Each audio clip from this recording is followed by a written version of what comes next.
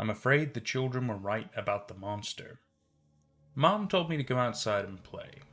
This was in the late 90s, in a town where nothing bad had ever really happened.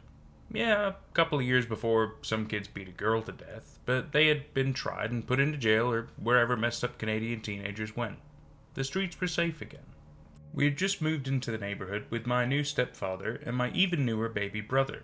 Up until this point in my life, my mom had been a suffocating combination of overbearing and overprotective, but when she got remarried, everything abruptly changed. I was a few months away from turning 13, and she had a baby to look after and a house to decorate. So even though a year before she would have had a meltdown at the thought of me wandering the neighborhood alone, with kidnappers and devil worshippers and all that, now it was nothing more than a command she yelled out with her back turned as she changed a diaper. Jesus Christ, stop moving around. Go outside and play. The street we moved to was a big step up from our last apartment before she had met Mike. It was just the two of us in this crummy one-bedroom place. I got the bedroom and she had a futon in the living room next to a giant brick of a computer that she worked on late into the night. Life with Mike was a lot different than what I was used to. He managed all the money, paid all the bills, and bought this boat of a station wagon with a fancy backward-facing car seat. When he wanted Mom to quit her job to move from the city to the suburbs, she was more than happy to do it. At that point, she would have probably said yes to anything he'd asked. Our new house would have been really something if I'd had any friends. It was a long rectangular parcel of land on a quiet street that backed up onto a waterway that locals called the Gorge. It was sort of like an inlet branching off from the ocean, and the stretch outside our home was generally calm, the peace intermittently interrupted by a paddling kayaker, or more often, by the disgusting croaking of a rancidly smelly, oily blackbird that I later learned was a cormorant. Our whole house was still packed up in boxes. A few from where my mom and I had lived, more from Mike's place, and then the rest shiny new appliances and furniture from department stores, still packed in foam peanuts and huge swathes of cardboard. I was pretty sure Mike was rich, even though I did find it strange how he made Mom show him her grocery receipt each time she came home from the store, inspecting the price of every single item while she sat silently on the couch next to him. At the time, I just assumed that's what rich people needed to do, to know where their money was going. I knew there was a high school a few blocks away, and a middle school a little further down the road. It was too far for me to walk alone, but my mom had mentioned something about a bus. It was June, and the school year seemed far enough away that I could almost pretend that it would never happen. I had left the house with nothing in my pockets. This was before cell phones, and I was too young to carry bank cards or an ID. My mom had grabbed my arm before I left, and with a ballpoint pen, scrawled our new address on my forearm. I protested, but a part of me was glad she was still worried about me. "Don't go into the water," she said, already out of the room. I walked towards the park, hanging a left at the top of our driveway. The houses were all built to view the water, wraparound patios and giant windows that let me see inside almost every single one I passed. It was so profoundly different from the cramped building we'd moved from, it almost felt like another planet. There was a park a few blocks away, and I reached it in about 10 minutes. It was still early enough in the summer that the heat hadn't set in yet, and early enough in the day that the dew hadn't evaporated from the blades of grass in the yards I passed. I shivered as I entered the park, tall, ancient trees curving over the path, blocking the sun. It really was a beautiful place. Sometimes when I look back and try to focus on the moments before everything terrible happened, I can almost remember the smell, wet and earthy and alive. It felt like I'd stepped into the forest, and not just a beautifully manicured rich person park with smooth paved paths lined with iron street lamps. I heard the children's voices before I saw them, tucked away off the path and close to the edge of the water. There were 3 of them, very clearly siblings, each with varying shades of blonde hair, the fair skin of their ears and noses tinged red by a recent sunburn. They were all kneeling over something wet, next to a pink plastic bucket full of water. The oldest seemed around my age. He had a rock in his hand, flat and heavy, fit perfectly in his palm. Next to him was a younger girl, with a thinner, jagged stone that she held like a dagger. They must have heard me, or at least heard me stop walking as I stared at them, because their heads all raised at once, dark eyes registering me at the same time. I opened my mouth to speak, but the youngest boy was quick to greet me, smiling through a set of missing front teeth. "Did you see the monster?" I hesitated, resisting the urge to look behind me to see if there was someone else they were talking to. "What?" I managed, nervously shifting my weight from foot to foot. The kid gestured to the pavement he was crouching over. There was something there, a silvery streak a little less than a foot long, some kind of weird fish that looked like a seahorse that had been pulled into a thin straight line. It took me another second to realize that he was talking about the creature spread flat on the ground. "Oh shit," I said, stepping forward. "What is that thing?" "It's a pipefish," the oldest kid said, face grim. "We caught it in the cove." Behind the children was a small, quiet stretch of beach, framed by two giant rocks that shielded it from the ocean currents that swirled a little further out. This wasn't the same gentle water that I saw outside of my home. This was where the gorge began to open up into the ocean. "You went into the ocean?" I asked, surprised. The kid's clothes were damp from the waist down, fat drops of salt water dripping onto the ground. The oldest boy shrugged. "We just waded in." I was about to ask something else, probably something stupid about if they were really allowed to swim or if their parents knew that they had tried to swim, when the younger girl suddenly shrieked, and with an awful burst of violence, brought down the sharp edge of her stone into the body of the creature.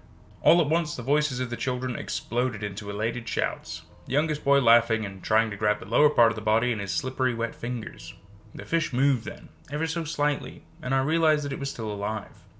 Then the older brother grabbed its upper body, and with a yank, the two pulled it apart. They were like animals. In that next moment, all hands and chatter, trying to tear the body into smaller pieces, casting off parts that were too small to grab. I just watched, a foot away, close enough to see the pieces as they hit the pavement, with a wet, slapping sound. On the rock above, a cormorant landed, watching with great interest through beady black eyes. It was over as quickly as it had begun. The children were in high spirits now, all grins and heavy breaths. The youngest brother moved towards the bucket and with a swift motion pulled out another long, silvery fish, dropping it onto the ground with a splash. It writhed, ever so slightly in the water that pooled under it, barely enough to make a ripple. "What are you doing?" I asked, although I knew immediately that it was a stupid question. It was pretty obvious. They were tearing some sort of sea animals into pieces like wild dogs. I just watched it happen, and was probably about to watch it happen again. The younger girl spoke then, hands still curled around the sharp stone. "We're killing monsters," she said flatly. "First we catch them," she pointed to the water, "and then we kill them." Her finger moved towards the carnage on the ground below. The fish on the ground had stopped moving, and the older brother took a step towards it, grasping his rock in both hands. I saw his muscles tense as he made a swift movement and raised it above his head. The younger boy was laughing again, clasping his hands together, eager for what was about to come. "Wait," I said. The children stopped. The oldest stared at me, rock still above his head. I cleared my throat. "I saw a bigger one." I gestured towards the water. "A bigger monster." They turned to look out at the quiet water in the cove, and the tiny white caps just beyond its reach. The oldest looked back at me, skeptical. "I swear to God," I said. It was absolutely massive. I had caught their attention, even just momentarily. On the ground I saw a hint of movement from the fish as it held on desperately to life. "I can show you," I blurted out, looking around for something, anything to distract them. Next to the rock that protected the cove was a large tree with branches that seemed like they might just be low enough to reach. "Come on, I'll show you." I took a breath, then started to scramble up. Below me the oldest boy hesitated, his rock now hanging at his side as he palmed it with an agitated grip. "What?" I asked, a taunting edge to my voice. "Are you scared?" One by one, the kids followed me up the branches, scrambling onto the flat top of the rock. The younger boy was almost too small to reach, but his oldest brother and I worked together to pull him up. We were at a good vantage point now, still under the tree, but now with a clear view of the choppy water, and the sheltered cove that lay below us. Even from this height, I could see the sun catch on the scaled pieces of flesh that were spread out on the pavement below. I tried to gesture outwards, with a confident resolution, somewhere just off the shore. "That's where I saw it," I told them. "Huge! At least 6 feet long. It was crazy." The oldest brother curled his lip, studying my expression closely. "That's impossible," he said. "They don't even get that big." This one did. I felt a surge of adrenaline now as I watched him look out to the ocean, his features softening ever so slightly as he considered what I was saying. I crossed my arms across my chest against the chill of the wind. "If you want a real monster, that's where it is, but only if you're not afraid." I took a step backward, a plan forming in my head. I would jump down, take the bucket, put the fish back in the water. It wouldn't stop them forever, but at least I wouldn't have to watch them kill anything else. I turned just for a moment to see the fastest way to climb down, when one of the younger kids gasped loudly, their voice only a little louder than the wind that had begun to pick up. The oldest brother was gone. His siblings leaned over the edge, his sister on all fours, staring down into the swirling water and rocks below us. We waited, for a moment, in silence, watching for him to emerge. He didn't. I was frozen in place. It was his sister next who dropped her rock and jumped down into the water, screaming her brother's name as she fell. My whole life I've been so careful to avoid reading anything about the aftermath of what happened, which was difficult considering the television segments and articles, and local newspapers with black and white photos of a beautiful family that was just so happy before tragedy pulled it apart. When I try to remember the name she yelled, all I hear is the roar of the wind and the splash her body made when it hit the water. I saw her head then, briefly, a mess of stringy blonde hair that immediately dipped below the surface, out of sight. A moment passed, but I didn't see her again. Up until this point, I believe I was faultless, a victim of circumstance and a misguided good deed. But what happened next I do genuinely regret.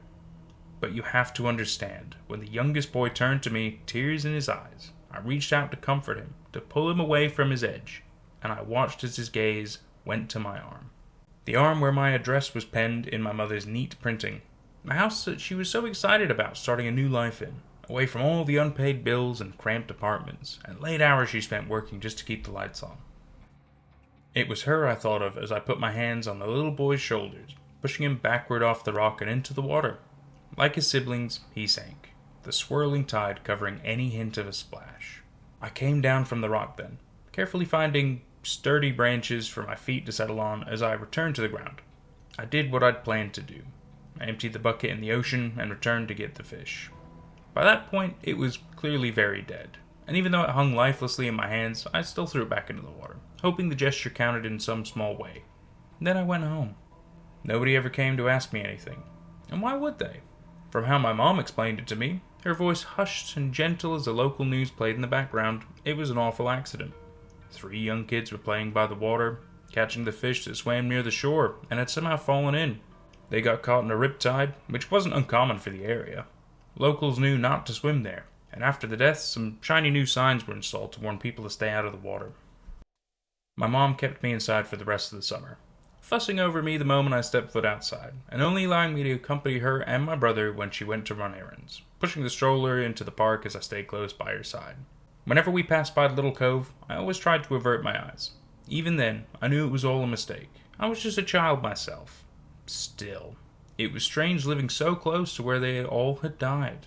In our house at night, I would sometimes look out my window at the calm waters at the edge of our property, and more than once, I swear I saw something shiny and thin glimmering in the water, at least 6 feet long.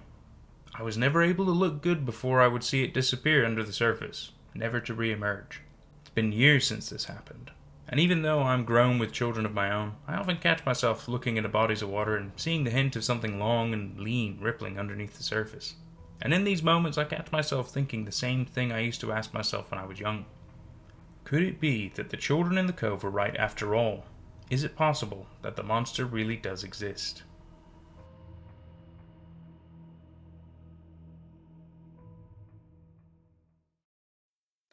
Wow. Yet another awesome story by Switchboard-011 from Reddit. Man, tell you what, cool little twist. I thought there'd actually be a monster, and I guess in a way, one was made that day. There's though. Great story. Really enjoyed reading it. I hope you enjoyed it too. We'll see you for the next one. Bye bye.